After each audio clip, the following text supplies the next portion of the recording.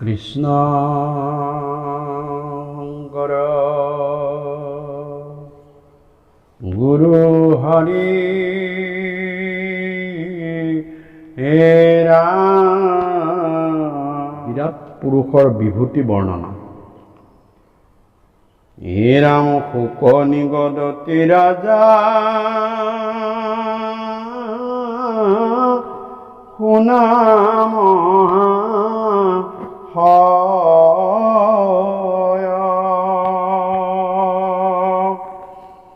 তুমি জীৱা পুছিলা মাতয় অৰ্থ ছয়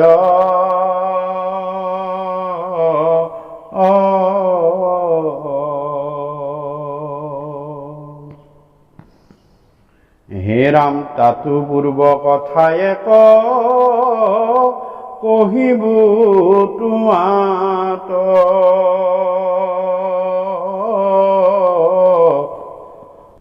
হে ৰাম ব্ৰহ্মা নাৰদৰ যিটো সংবাদ সাক্ষাৎ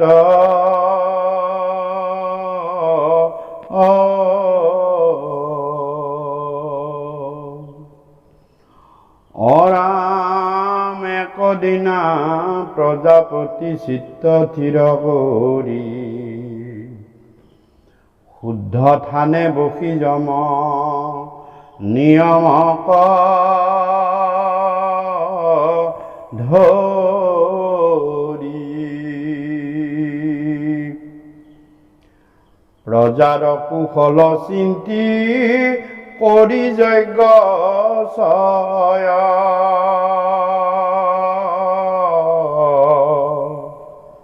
কৃষ্ণৰ চৰণ চিন্তি আশা কৃপা ময়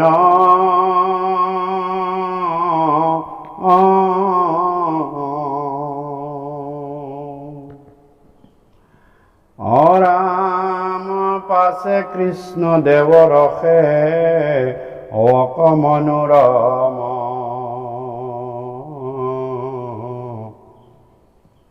হে ৰাম ব্ৰহ্মাৰ তনয় দেখি নাৰদয়ো তম জানিবা ক মহামুনি কৃষ্ণৰ মায়াক সেৱা কৰি সন্তোষ কৰিলা বিধা তাক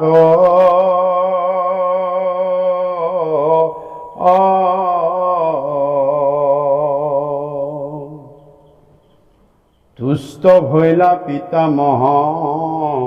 দেখি মুনিৰাজ সেহি বেলা তান্ত পুচি লন্ত এহি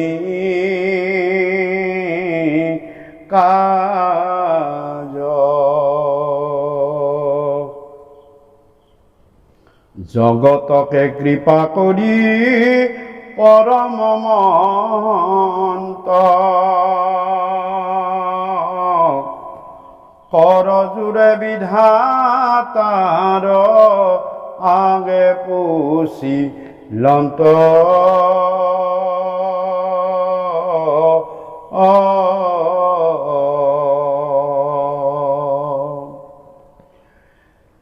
শুক মহামুনিয়ে মহাৰাজ পৰীক্ষিতক কৈছে, হে ৰজা, তুমি যি জগতৰ সৃষ্টিৰ কথা সুধিছা, যি একেজন ভগৱন্তই তিনিওটা গুণকেই কেনেদৰে নিয়ন্ত্ৰণ কৰে, পালন কৰে, সৃষ্টি কৰে, সংহাৰ কৰে, এই যি প্ৰশ্ন সুধিছা, এই প্ৰশ্নৰ উত্তৰ দিয়াৰ আগতে মই তোমাক একেবাৰে তাতকৈ পূৰ্বৰ এটা কথা, এটা কাহিনী তোমাক মই বৰ্ণনা কৰিব গৈছোঁ। আৰু তাৰ পিছতেই তুমি এই কাহিনীটো, এই কথাখিনি, সংবাদখিনি শুনাৰ পাছত তোমাৰ সেই প্ৰশ্নটোৰ উত্তৰ তুমি নিজেই তাৰ ভিতৰতে পাই যাবা। এইবুলি মহামুনি শুকে ৰজা পৰীক্ষিতক পোনপটীয়াকৈ তেওঁৰ প্ৰশ্নটোৰ বা প্ৰশ্নকেইটাৰ উত্তৰ নিদি তেওঁ ব্ৰহ্মা নাৰদৰ যি সংবাদ, সেই সংবাদৰ কথা ক'বলৈ আৰম্ভ কৰিলে। যে এটা দিনত প্ৰজাপতি ব্ৰহ্মাই মন স্থিৰ কৰি শান্ত সমাধিত হৈ শুদ্ধ স্থানত বহি নিজে সংযমিত হৈ আৰু নিজকেই নিজে বহু নিয়ম নীতিৰ ৰক্ষা কৰি তেওঁৰ সমস্ত সৃষ্টি কৰা জীৱৰ কুশল চিন্তি তেওঁ যজ্ঞস্থলীত বহি আছিল। আৰু সেই অৱস্থাটোত তেওঁ একমাত্ৰ ভগৱানৰ চৰণ চিন্তা কৰি আছিলে। ভগৱানৰ চৰণৰ কৃপাত যাতে তেওঁ সৃষ্টি কৰা সকলোৰে কুশল হয়, মংগল হয়, এই কথা চিন্তা কৰি থকাৰ সময়তে তেওঁৰ পুত্ৰ দেৱৰ্ষি নাৰদ গৈ তাত উপস্থিত হ'ল। আৰু নাৰদৰ মনত এটা প্ৰশ্ন জাগৰণ হৈছে, সংশয় হৈছে। তেওঁ জানিবাক মহামুনি কৃষ্ণৰ মায়া, তেওঁ কৃষ্ণৰ মায়াৰ কথা তেওঁ জানিব বিচাৰে। যে কাক সুধিব? তেওঁ ভাবিলে যে মই মোৰ পিতৃ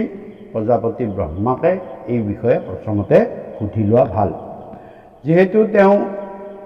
এই জগতখন সৃষ্টি কৰিছে আৰু এই জগত যিহেতু মায়াৰেই গোটেইখিনি মোহিত হৈ আছে, গতিকে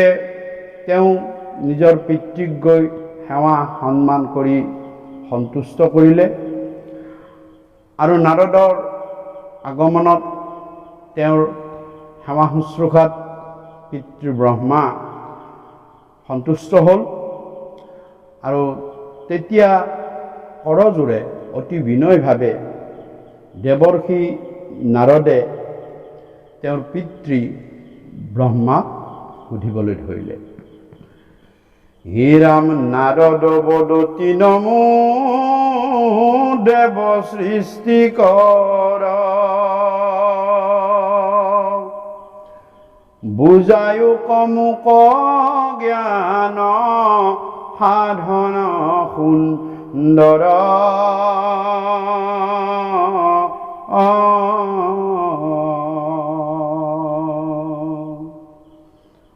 অৰাম জগত প্ৰকাশে কোনে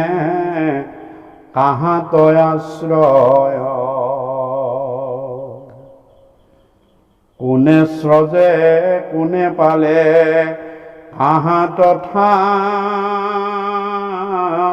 কয়, কাহাৰ অধীন স্বৰূপত কিবা ইহব সংশয় মূৰ সে দিবেলা গৈ,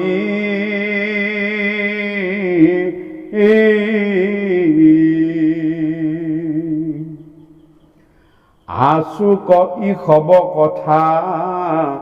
আপোনাকো কহ, হে কোন জ্ঞান দাতা গুৰু তজু পিতা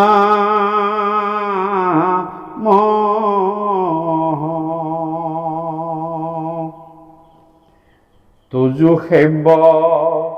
দেৱ কোন অধীন কাহাৰ, স্বৰূপত কিবা তুমি কহা কৰি হাৰ, মোৰ মনে তোমাকেই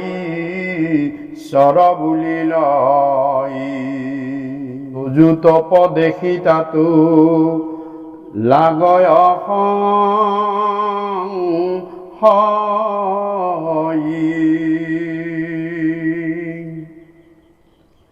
হীৰা মেতেকে তোমাত কৰি আছে শ্ৰেষ্ঠ দেৱ তাতেকে ভকতি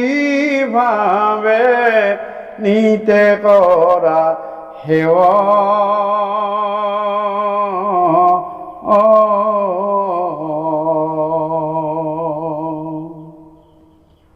মোৰ মহা সংশয়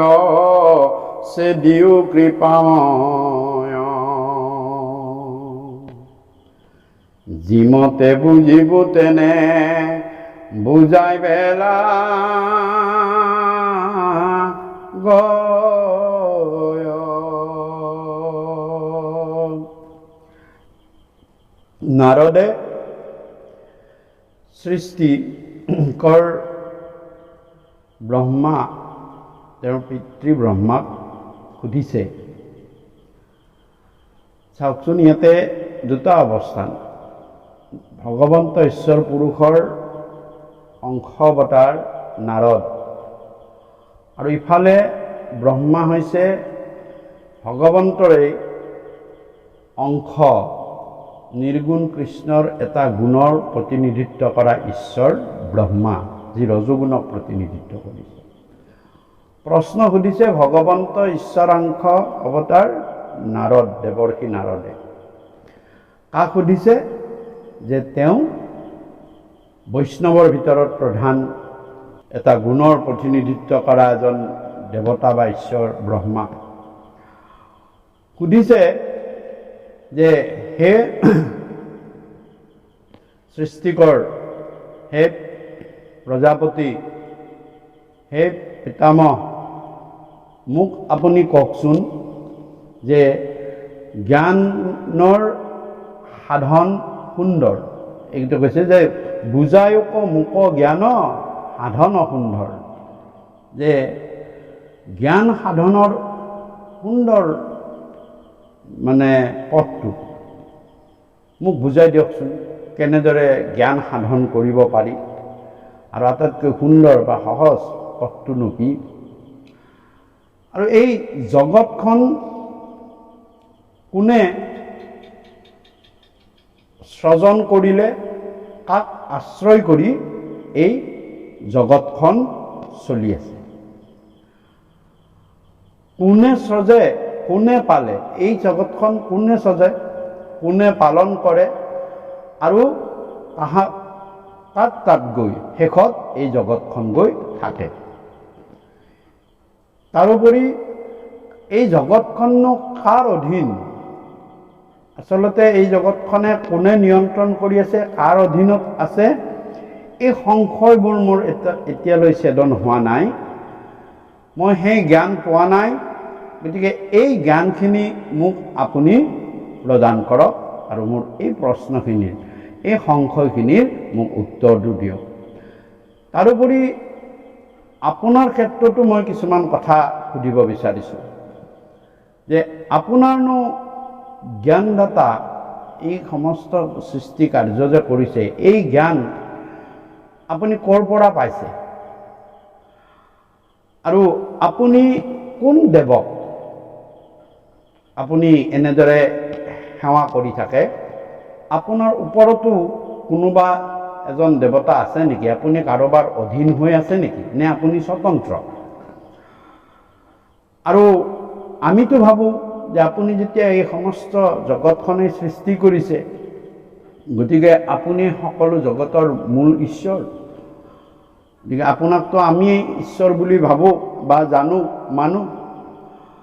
কিন্তু আপুনি ঈশ্বৰ হৈ আপুনিও দেখোন তপ সাধন কৰি থাকে কোনোবা এজনক তপ কৰে আৰু সাধন কৰে তেওঁক চিন্তা কৰে তেওঁক স্মৰণ কৰে তেওঁক বন্দন কৰে গতিকে এই কথাখিনিত আমাৰ সংশয় লাগিছে আপুনি নিজে ঈশ্বৰ হৈ আপুনি আৰু কাক সাধন কৰে কাক জপ কৰে কাক তপ কৰে গতিকে আপোনাতকৈও নিশ্চয় কোনোবা এজন দেৱতা থাকিব লাগিব যিজনক আপুনি আপোনাৰ আৰাধ্য গতিকে সেইকাৰণে আপুনি প্ৰতিদিনে সেইজনক আৰাধনা কৰে, সেৱা কৰে, পূজা কৰে, ভাৱ ভক্তি আপুনি আচৰণ কৰে। এনেকুৱা সংশয় আপোনাৰ ওপৰতো আমাৰ লাগিছে, দেখিছোঁ, শুনিছোঁ। গতিকেলৈ আপোনাক এই প্ৰশ্নখিনিত, এই সংশয়খিনিৰ উত্তৰ দিবলৈ মই আপোনাক কৰজোৰে প্ৰাৰ্থনা কৰিছোঁ, বিনয় স্তুতি কৰিছোঁ, আপুনি মোক এইখিনিৰ উত্তৰ দিয়ক। তেতিয়া নাৰদৰ এই সমস্ত কথাখিনি শুনি ব্ৰহ্মাই নাৰদক ক'বলৈ ধৰিলে।